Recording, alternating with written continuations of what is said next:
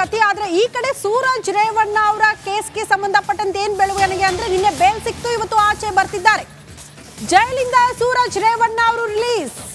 ಸರಿ ಸುಮಾರು 30 ದಿನಗಳ ಸೆರೆವಾಸ. ಜೈಲಿಂದ ಸೂರಜ್ ರೇವಣ್ಣ ಅವರು ರಿಲೀಸ್ ಆಗಿದ್ದಾರೆ. ಅಸಹಜ ಲೈಂಗಿಕ ದೌರ್ಜನ್ಯ ಪ್ರಕರಣಕ್ಕೆ ಸಂಬಂಧಪಟ್ಟಂತೆ ಜೈಲು ಪಾಲಾಗಿದ್ರು ಸೂರಜ್ ರೇವಣ್ಣ.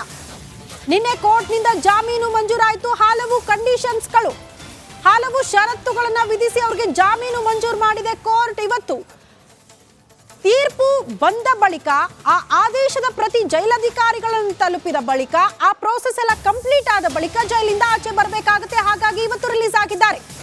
ಜೈಲಿನ ವಿಶೇಷ ಭದ್ರತಾ ವ್ಯವಸ್ಥೆಯಲ್ಲಿ ಜೈಲು ಜೊತೆಗೆ ಚೆಕ್ ಪೋಸ್ಟ್ ಬಳಿ ಕಾರ್ಯಕರ್ತರು ಅನೇಕ ಜನ ಬಂದು ಕಾಯ್ತಿದ್ದಾರೆ ಸೂರಜ್ ರೇವಣ್ಣ ಅವರ ಬಿಡುಗಡೆಗೆ.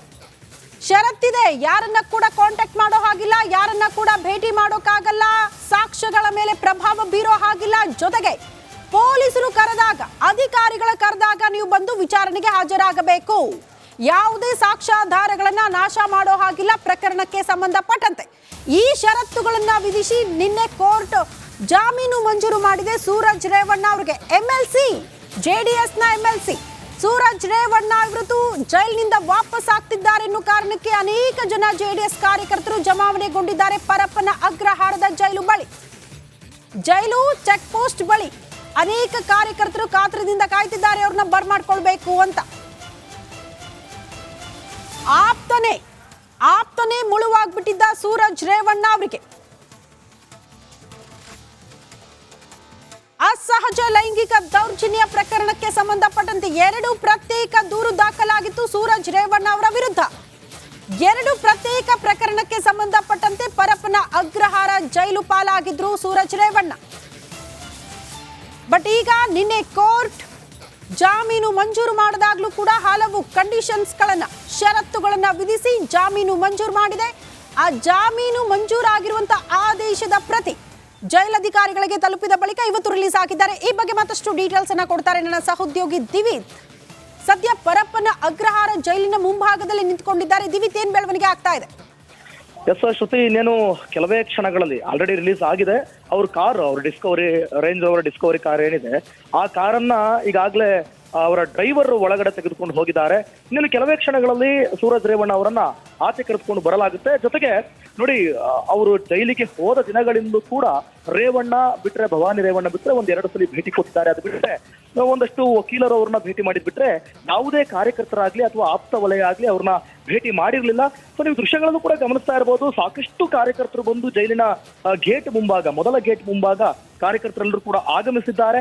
ಒಂದಷ್ಟು ರೂಲ್ಸ್ ಮತ್ತೆ ಕಂಡೀಷನ್ಗಳನ್ನ ಅಪ್ಲೈ ಮಾಡಿ ಈಗ ಅವ್ರನ್ನ ಬೇಲ್ ಮುಖಾಂತರ ಅವ್ರನ್ನ ರಿಲೀಸ್ ಮಾಡಲಾಗಿದೆ. ಇನ್ನೇನು ಕೆಲವೇ ಕ್ಷಣಗಳಲ್ಲಿ ಅವರು ಆಚೆ ಬರ್ತಾರೆ. ಸಾಕಷ್ಟು ಕಾರ್ಯಕರ್ತರು ಅವ್ರನ್ನ ವೆಲ್ಕಮ್ ಮಾಡ್ಕೊಳ್ಳೋದಕ್ಕೂ ಕೂಡ ಕಾಯ್ತಿದ್ದಾರೆ ಶ್ರುತಿ. ಆದ್ರೆ ಅದಾದ ಬಳಿಕ ಸೂರಜ್ ರೇವಣ್ಣ ನೇರವಾಗಿ ಎಲ್ಲಿಗೆ ಹೋಗ್ತಾರೆ ಅನ್ನುವಂಥದ್ದು ಕೂಡ ಈಗ ಕುತೂಹಲ. ವಾಟ್ ನೆಕ್ಸ್ಟ್ ಅನ್ನುವಂಥದ್ದು, ಫ್ಯಾಮಿಲಿ ಭೇಟಿ ಮಾಡ್ತಾರಾ ಅಥವಾ ಗನ್ನಿಕಡ ತೋಟದ ಮನೆ ಕಡೆಗೆ ಹೋಗ್ತಾರಾ ಅಥವಾ ಬೆಂಗಳೂರಿನ ಅವರ ಬಸವನಗುಡಿ ಮನೆ ಕಡೆಗೆ ಹೋಗ್ತಾರಾ ಅನ್ನುವಂಥದ್ದು ಕೂಡ ಕುತೂಹಲ. ನಾವು ಕೂಡ ಅವ್ರನ್ನ ಫಾಲೋ ಮಾಡ್ಬೇಕು ಅಂತ ಹೇಳಿ ಇಲ್ಲಿ ಕಾಯ್ತಾ ಇದ್ದೇವೆ ಶ್ರುತಿ.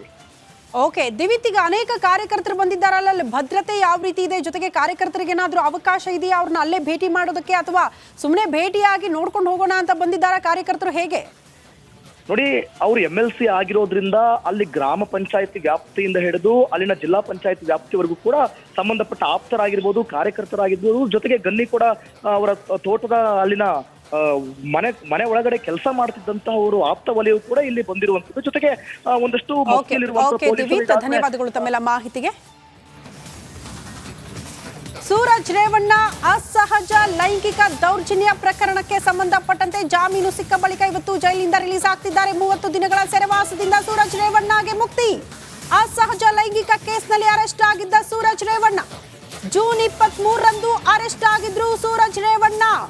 ನಿನ್ನೆ ಸೂರಜ್ಗೆ ಷರತ್ತುಬದ್ಧ ಜಾಮೀನು ಮಂಜೂರಾಗಿದೆ. ಜನಪ್ರತಿನಿಧಿಗಳ ವಿಶೇಷ ಕೋರ್ಟ್ನಲ್ಲಿ 30 ದಿನಗಳ ಸೆರೆವಾಸದಿಂದ ಸೂರಜ್ ರೇವಣ್ಣ ಅವರಿಗೆ ಇವತ್ತು ಮುಕ್ತಿ ಸಿಗ್ತಾ ಇದೆ. ಅವ್ರನ್ನ ನೋಡ್ಬೇಕು, ಬರ್ಮಾಡ್ಕೊಳ್ಬೇಕು ಅಂತ ಜೆಡಿಎಸ್ ನ ಕಾರ್ಯಕರ್ತರು ಕೂಡ ಪರಪ್ಪನ ಅಗ್ರಹಾರದ ಜೈಲು ಬಳಿ ಕಾದು ನಿಂತಿದ್ದಾರೆ.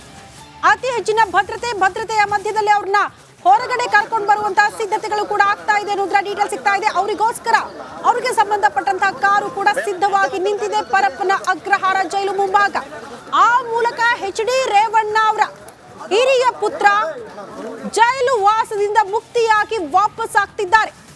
ಮತ್ತೊಂದು ಕಡೆ ಪ್ರಜ್ವಲ್ ರೇವಣ್ಣ ಅವ್ರಿಗೆ ಇನ್ನೂ ಕೂಡ ಜೈಲು ಮುಕ್ತಿ ಇಲ್ಲ, ಜೈಲು ವಾಸದ ಮುಕ್ತಿ ಸಿಕ್ಕಿಲ್ಲ. ಅವರು ಇನ್ನೂ ಕೂಡ ಪರಪ್ಪನ ಅಗ್ರಹಾರದಲ್ಲಿದ್ದಾರೆ. ಬಟ್ ಅದಕ್ಕೂ ಮುನ್ನ ಸೂರಜ್ ರೇವಣ್ಣ ಅವರು ಆಚೆ ಬಂದಿದ್ದಾರೆ. ಗಮನಿಸಬೇಕಾಗಿರುವಂತಹ ವಿಚಾರ ಅಂದ್ರೆ ಎರಡೆರಡು ಪ್ರತ್ಯೇಕ ಪ್ರಕರಣ ದಾಖಲಾಗಿತ್ತು ಅಸಹಜ ಲೈಂಗಿಕ ದೌರ್ಜನ್ಯ ಪ್ರಕರಣಕ್ಕೆ ಸಂಬಂಧಪಟ್ಟಂತೆ.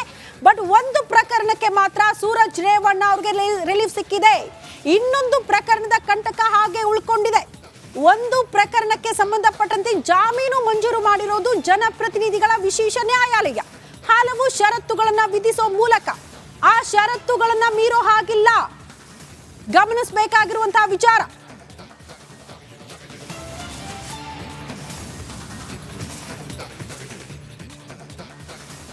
ಸೂರಜ್ ರೇವಣ್ಣ HD ರೇವಣ್ಣ ಅವರ ಹಿರಿಯ ಪುತ್ರ. ಈ ಬಗ್ಗೆ ಮತ್ತಷ್ಟು ಡೀಟೇಲ್ಸ್ ಅನ್ನ ಕೊಡೋದಕ್ಕೆ ನನ್ನ ಸಹೋದ್ಯೋಗಿ ರಂಜಿತ್ ಶಿರಿಯಾರ್ ಕೂಡ ನೇರ ಸಂಪರ್ಕದಲ್ಲಿ ಜಾಯಿನ್ ಆಗ್ತಿದ್ದಾರೆ. ರಂಜಿತ್, 29 ದಿನಗಳ ಬಳಿಕ ಅಗ್ರಹಾರ ಪರಪ್ಪನ ಅಗ್ರಹಾರದಿಂದ ರಿಲೀಸ್ ಆಗಿ ಆಚೆ ಬರ್ತಿದ್ದಾರೆ ಸೂರಜ್ ರೇವಣ್ಣ ಅವರು. ಸದ್ಯ ಬೆಳವಣಿಗೆಯ ಕುರಿತು ಒಂದು ಪ್ರಕರಣಕ್ಕೆ ಮಾತ್ರ ರಿಲೀಫ್ ಇದೆ, ಇನ್ನೊಂದು ಪ್ರಕರಣದಲ್ಲಿ ಸಂಕಷ್ಟ ಹಾಗೆ ಉಳ್ಕೊಂಡಿದೆ. ಡೀಟೇಲ್ಸ್ ಅನ್ನ ಕೊಡಬಹುದಾ ರಂಜಿತ್? ಶ್ರುತಿ, ಜೆಡಿಎಸ್ನ ವಿಧಾನ ಪರಿಷತ್ನ ಸದಸ್ಯ ಹಾಗೂ ದೇವೇಗೌಡರ ಕುಟುಂಬದ ಸೂರಜ್ ರೇವಣ್ಣ ಅವರ ಮೇಲೆ ದಾಖಲಾದಂಥ 2 ಪ್ರಕರಣ, ಹೊಳೆನರಸೀಪುರ ಗ್ರಾಮಾಂತರ ಪೊಲೀಸ್ ಠಾಣೆ ಮತ್ತು ನಗರ ಪೊಲೀಸ್ ಠಾಣೆಯಲ್ಲಿ 2 ಪ್ರಕರಣ ದಾಖಲಾಗುತ್ತೆ. ಅಸಹಜ ಲೈಂಗಿಕ ದೌರ್ಜನ್ಯ ಪ್ರಕರಣ. ಸುಮಾರು 4 ವರ್ಷದ ಹಿಂದೆ ಅವರ ಮೇಲೆ ಲೈಂಗಿಕ ದೌರ್ಜನ್ಯ ಆಗಿದೆ ಅಂತ ಹೇಳಿ ಶಿವಕುಮಾರ್ ಅನ್ನೋರು ಕಂಪ್ಲೇಂಟನ್ನು ಕೊಟ್ಟಿದ್ರು. ಇನ್ನೊಬ್ಬರ ಕಂಪ್ಲೇಂಟ್ ಕೂಡ ಕಂಪ್ಲೇಂಟನ್ನು ಕೊಟ್ಟಿದ್ರು. ಇದರ ಸತತವಾದಂಥ ವಿಚಾರಣೆ ನಡೀತಾ ಇತ್ತು.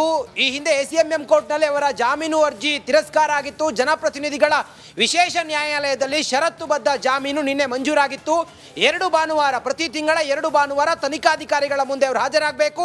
2 ಲಕ್ಷ ರೂಪಾಯಿ ಶ್ಯೂರಿಟಿಯನ್ನು ಕೊಡಬೇಕು. ಹಾಗೆ ಯಾರು ಸಂತ್ರಸ್ತರಿದ್ದಾರೆ ಅವರನ್ನು ಭೇಟಿ ಆಗಬಾರ್ದು, ತಮ್ಮ ಪಾಸ್ಪೋರ್ಟನ್ನು ಸರೆಂಡರ್ ಮಾಡಬೇಕು. ಈ ರೀತಿಯೆಲ್ಲ ಷರತ್ತುಗಳನ್ನು ವಿಧಿಸಿ ಅವರಿಗೆ ಜಾಮೀನನ್ನು ಕೊಡಲಾಗಿತ್ತು. ಜಾಮೀನು ಪ್ರತಿ ಈಗ ಪರಪ್ಪನ ಅಗ್ರಹಾರ ಪೊಲೀಸರಿಗೆ ಸಿಬ್ಬಂದಿಗೆ ತಲುಪಿದೆ. ಇನ್ನೇನು ಕೆಲವೇ ಹೊತ್ತಿನಲ್ಲಿ ಸೂರಜ್ ರೇವಣ್ಣ ಅವರು ರಿಲೀಸ್ ಆಗ್ತಾರೆ. ಸುಮಾರು 29 ದಿನಗಳ ಕಾಲ ಪರಪ್ಪನ ಅಗ್ರಹಾರ ಜೈಲಿನಲ್ಲಿ ಅಸಹಜ ಲೈಂಗಿಕ ದೌರ್ಜನ್ಯ ಪ್ರಕರಣದಲ್ಲಿ ಜೈಲಿನಲ್ಲಿದ್ದಂಥ ಸೂರಜ್ ರೇವಣ್ಣ ಅವರ ವಿರುದ್ಧ 6 ತಿಂಗಳ ಒಳಗೆ ಚಾರ್ಜ್ ಶೀಟ್ ಅನ್ನು ಸಲ್ಲಿಸಬೇಕು ಅನ್ನುವ ಸೂಚನೆಯನ್ನು ಕೊಟ್ಟು ಈಗ ಷರತ್ತುಬದ್ಧ ಜಾಮೀನು ಮಂಜೂರಾಗಿದೆ. ಇನ್ನೇನು ಕೆಲವೇ ಹೊತ್ತಿನಲ್ಲಿ, ಕೆಲವೇ ಕ್ಷಣದಲ್ಲಿ ದೇವೇಗೌಡರ ಕುಟುಂಬದ ರೇವಣ್ಣ ಅವರ ಹಿರಿಯ ಪುತ್ರ ಸೂರಜ್ ರೇವಣ್ಣ ತಮ್ಮ ಮೇಲೆ ಬಂದಿರುವಂಥ ಗಂಭೀರ ಆರೋಪ ಅಸಹಜ ಲೈಂಗಿಕ ದೌರ್ಜನ್ಯ ಪ್ರಕರಣ. ಈ ಪ್ರಕರಣದಲ್ಲಿ ಅವರು ಪರಪ್ಪನ ಅಗ್ರಹಾರ ಜೈಲಿನಿಂದ ಹೊರಗಡೆ ಬರ್ತಾರೆ. ಶ್ರುತಿ, ರಂಜಿತ್, ಬಹುತೇಕರಿಗೆ ಒಂದು ಕುತೂಹಲ ಇತ್ತು, ಹೇಗೆ, ಯಾಕಂದ್ರೆ ನಿನ್ನೆಯೇ ಅವ್ರಿಗೆ ಜಾಮೀನು ಮಂಜೂರಾಗಿತ್ತು, ಕೋರ್ಟ್ನಿಂದ ಯಾಕೆ ರಿಲೀಸ್ ಆಗಲಿಲ್ಲ ಅಂತ. ಬಟ್ ಈ ಪ್ರೋಸೆಸ್ ಹೇಗಿರುತ್ತೆ ಅಂತ, ಒಬ್ಬ ಆರೋಪಿಗೆ ಜಾಮೀನು ಮಂಜೂರಾದ ಬಳಿಕ ಜೈಲಿಂದ ವಾಪಸ್ ಆಗುವಂತಹ ಸಂದರ್ಭದಲ್ಲಿ ನಡೆಯುವಂತಹ ಪ್ರಕ್ರಿಯೆ, ಆ ಪ್ರೋಸೆಸ್ ಹೇಗಿರುತ್ತೆ ಅನ್ನೋದನ್ನ ಹೇಳೋದಾದ್ರೆ ರಂಜಿತ್.